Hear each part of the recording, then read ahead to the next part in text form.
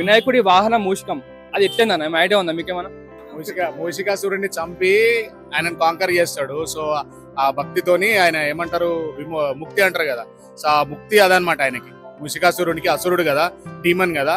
So ఆయనకి వినాయకుడి దగ్గర కాళ్ళ దగ్గర ఉండడం ఒక ముక్తి అది. సో అందుకని అక్కడ ఉండిపోతాడు ఆయన. వెరీ గుడ్ అన్న, కట్టే చెప్పారు.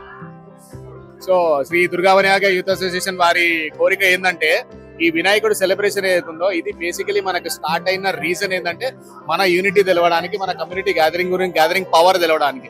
సో బేసిక్లీ ఇట్లా ఒక్క గల్లీకి ఒక గణేశుడు పెట్టకుండా అందరు కలిసిమెలిసి చేసుకునే పండుగ ఇది.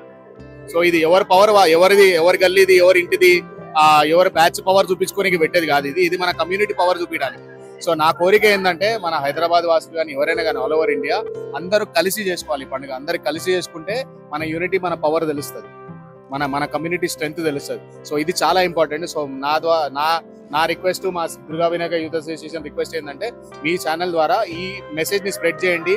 ఇది ఒక కమ్యూనిటీ గ్యాదరింగ్ ఫెస్టివల్. ఇది ఎవరిదాలు చేసుకునే కాదు. సో మనం ఎంత కలిసి ఉంటే అంత స్ట్రాంగ్ ఉంటాం, అంత స్ట్రెంగ్త్ పెరుగుతుంది మనకి. సో అది మా కోరిక.